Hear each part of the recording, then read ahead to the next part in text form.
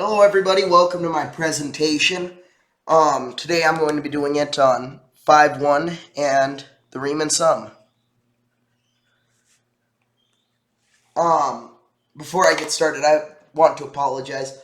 I am feeling sick right now, of course, right once it gets nice outside. I get sick, and so if I start coughing or anything, I do apologize. It might be a little hard to hear me, I'm congested, but with that out of the way, let's begin. So the Riemann sum is going to be a way for us to find the area underneath the curve without doing actual math. Well, doing math, but without using the integral form. And, if you are doing the Riemann sum, it might be a good idea to check using the integral. I will in this video, but it's a good estimate if you don't have, or if you don't want to do the integral. So let's get started with x squared from 0 to 4. And, let's start off using two boxes. We'll use both 2 and 4, but let's just start off with 2, just so we can kind of get a good idea of what the difference is as you add more boxes. So obviously I'm going to start off with my graph, and it doesn't need to be anything fancy. It just needs to look the part. And let's start adding some points. So this is going to be 0, 0, obviously. And here on the end of it, we're going to have 4, 0. Now, what we're going to be using today is the midpoint rule. And the midpoint rule is very useful. This is going to help us with actually finding and charting our graph, or our boxes. Or graphing, I should say.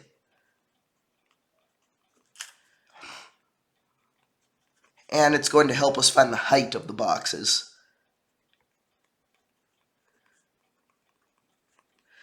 So, start off, what is the midpoint between 0 and 4? Well, you could plug it in or just say 2.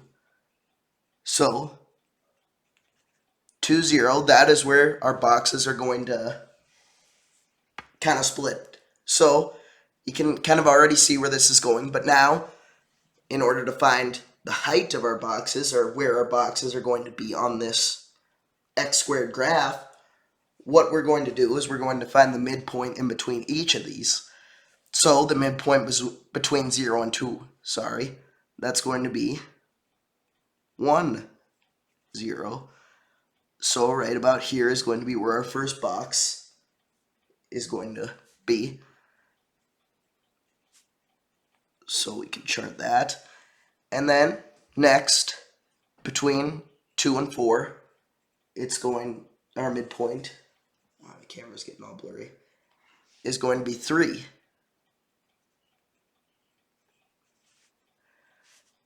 So our box is going to go right about there.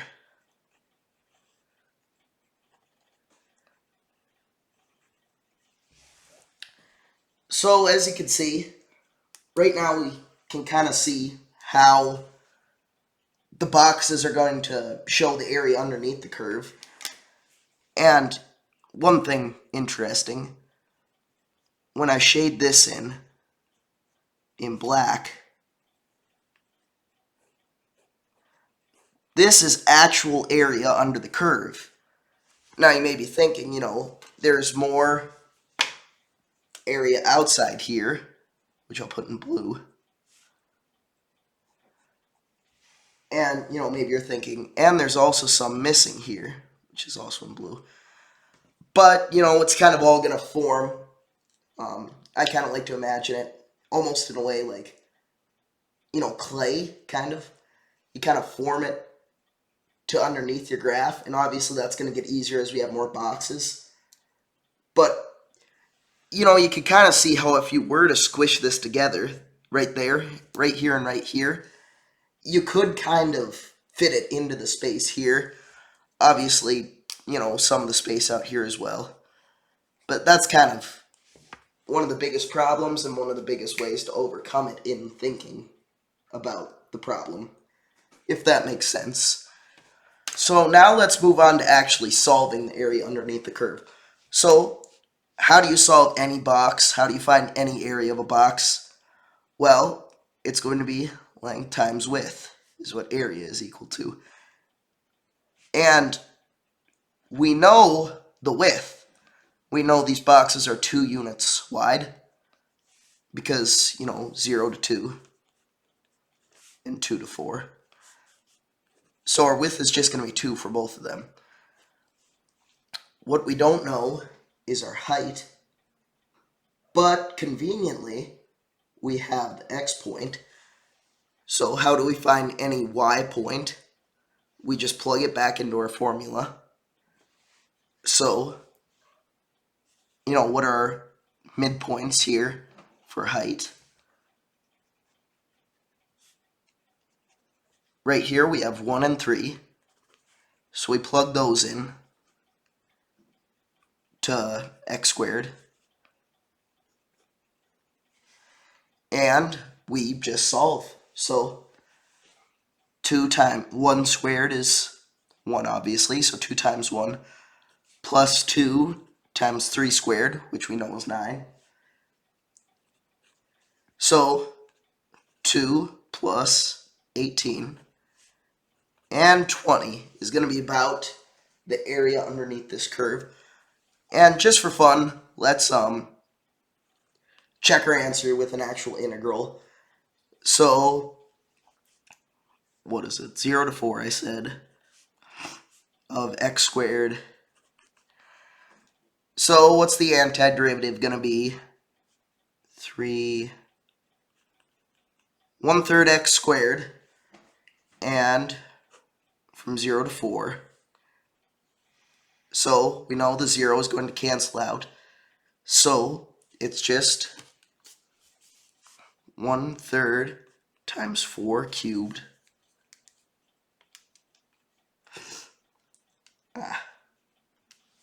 Working it out here. Which gives us about 21.3, I'll call it. Which makes sense. It's about ballpark. And like I said, this is not the most precise way ever of doing it, but it's a very good visual way of understanding it. That's part of the reason I really wanted to talk about it, because, you know, anybody can do the math, find it out, and I find it really hard for me, because I can do the math, but I can never really understand what's happening. So I like to work it out with stuff like this. I'm a very visual learner. Stuff like this really helps me actually understand the why and not just the process. And like I said before, just for fun, let's try doing it with 4 boxes.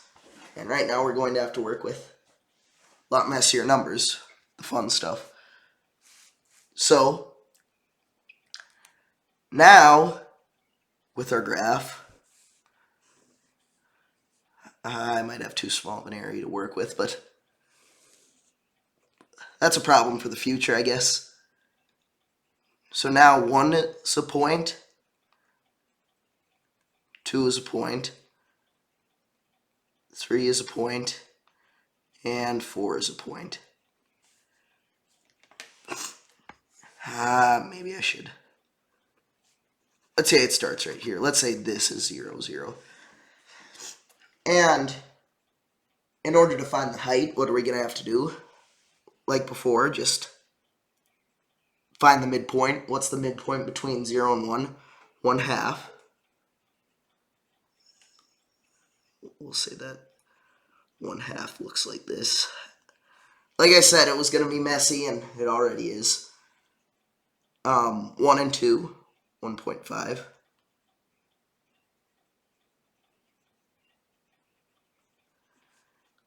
2 and 3, 2.5.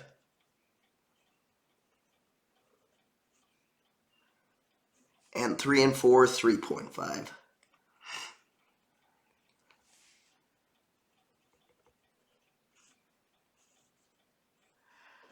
Oh, this is already messy. I kind of had it a lot neater on that top one. But, so now, what we do is, once again, same process is up here. What is our width? What is this equal to? This time it's 1 unit instead of 2, because we have 4 boxes instead of 2. So it's going to be 1 times all of our midpoints plugged back into the formula. So let's do that. We need to plug 0.5 squared plus 1 times 1.5 squared plus 1 times 2.5 squared plus 1 times 3.5 squared. And this is going to give us 0.25 plus 2.25 plus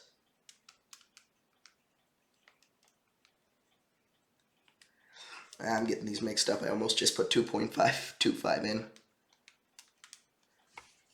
Plus 6.25 plus 12.25. And, let's add this all up. 0.25 plus 2.25 plus 6.25 plus 12.25. And it gives us 21. So, if I bring this back up here, we went from 20, and now we're at 21. And the actual answer is 21.3. So as you can see, we're getting closer and closer. And eventually, if we were to have a crazy amount of boxes, say 100, and it were to look like this, you would probably be pretty close, if not on the actual money, compared to just the 2 to 4 boxes I'm using right now. So,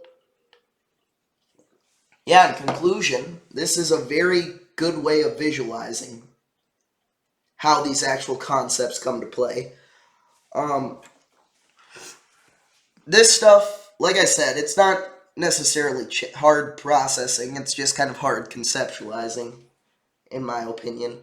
So, to be able to have a concept like this, which kind of explains what's working here, how it's working, it really does help me out.